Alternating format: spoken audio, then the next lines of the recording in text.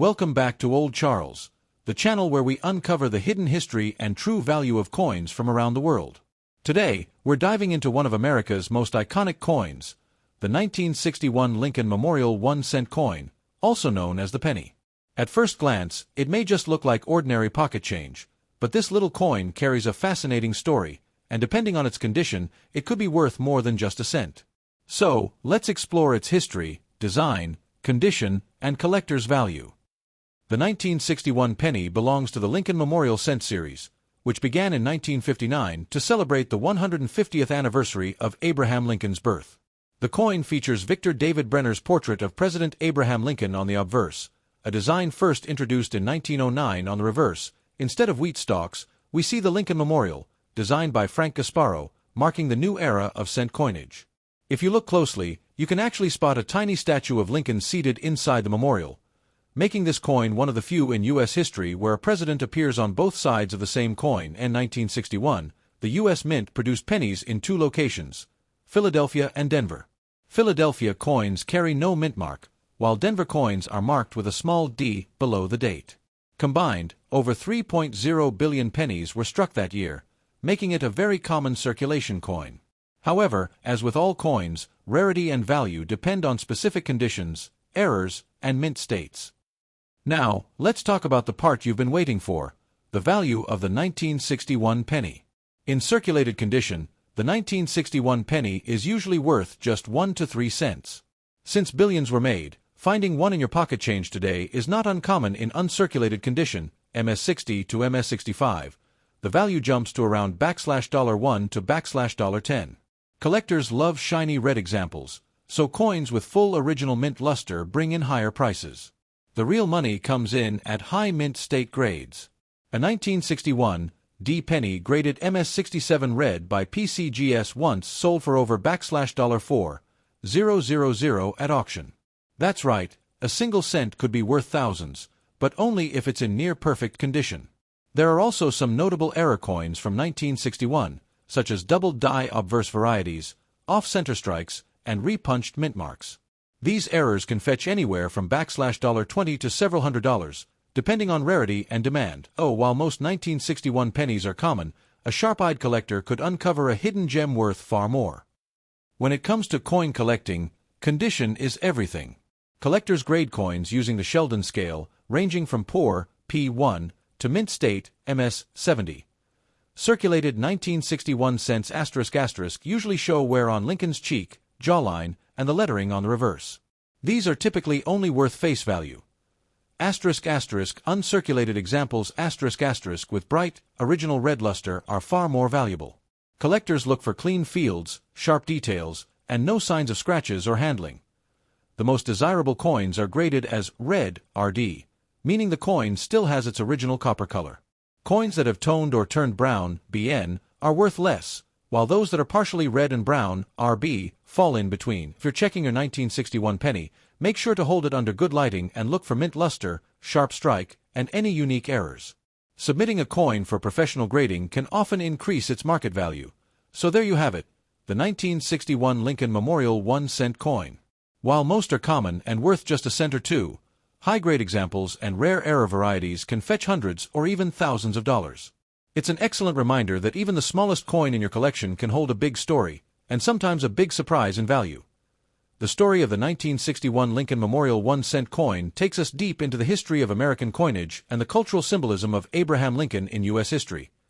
The penny as we know it began in 1909, marking the 100th anniversary of Abraham Lincoln's birth. Before this, U.S. 1-cent coins featured designs like the Indian head cent, but in 1909, the mint made history by placing a real person on American coinage for the first time. The chosen figure was Abraham Lincoln, the nation's 16th president, remembered for leading the United States through the Civil War and signing the Emancipation Proclamation. The designer of the coin was Victor David Brenner, a Lithuanian-born immigrant and skilled engraver. His portrait of Lincoln, based on a photograph by Matthew Brady, was placed on the obverse, front, of the coin. On the reverse, Brenner originally used 2 wheat stalks, which became known as the wheat penny design. From 1909 to 1958, Americans carried these wheat pennies in their pockets. They became an iconic part of daily life, and many still survive in collections today.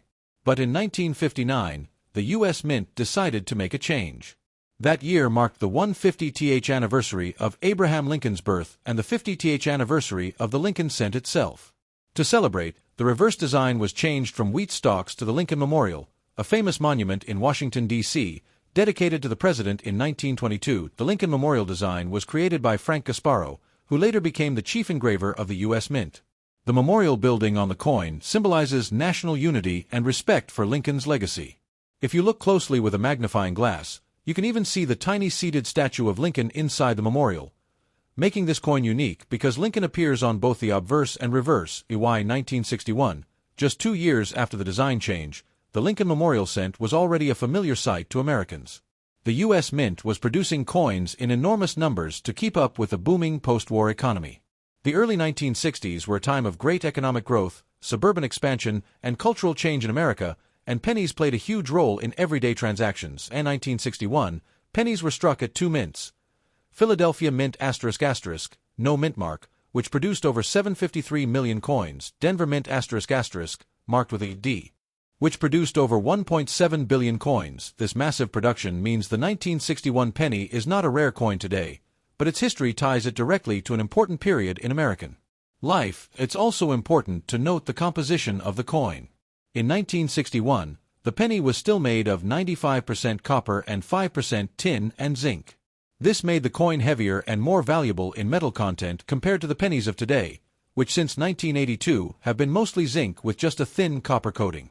Many collectors treasure pre-1982 pennies because of their rich copper shine and long-lasting durability. The 1961 penny also falls into an interesting moment in numismatic history. During the early 1960s, collectors were beginning to take much more interest in coins. The hobby of coin collecting was exploding in popularity, and the Lincoln cent was one of the most widely collected series. Children, families, and new collectors often started by filling penny folders, searching their change for every date and mint mark. The 1961 penny would have been one of the newer additions to those albums. Politically and historically, 1961 was also the start of a new era in America. John F. Kennedy had just become president, and the country was entering the turbulent decade of the 1960s. Against this backdrop, the Lincoln cent continued to serve as a daily reminder of another president who had guided the nation through its greatest test. So, when you hold a 1961 penny in your hand, you're holding more than just a small piece of copper. You're holding a coin that connects back to 1909, to Abraham Lincoln himself, and to a tradition of honoring great leaders on U.S. currency. It represents both America's past, with Lincoln's legacy, and the growing culture of coin collecting in the 20th century. When it comes to the 1961 Lincoln Memorial cent, condition is the single most important factor that determines its true value. While over 2.4 billion of these pennies were made, only a small percentage have survived in pristine, untouched condition. Collectors use a system called the Sheldon grading scale, which ranges from poor, P1, all the way to mint state, MS 70. The better the condition, the higher the grade, and the more desirable the coin becomes for collectors. At this level, the coin is a true gem. The coin glows with full red copper color, known as RD designation. Collectors and grading services like PCGS and NGC give premium value to these coins. A 1961 D penny graded MS 67 red once sold for over $4,000 at auction, because flawless examples are extremely hard to find. Beyond the numerical grade, pennies are also judged by color. Brown, BN ***, most circulated coins fall in this category. They've lost their original copper shine and turned brown due to oxidation. Value is generally low. Red-brown, RB ***, a mix of original copper red and brown toning. Collectors value these slightly higher than full brown coins. Red, RD ***, the most desirable. These coins still have 90% plus of their original copper red mint luster. A 1961 penny in red condition at a high grade is worth a premium.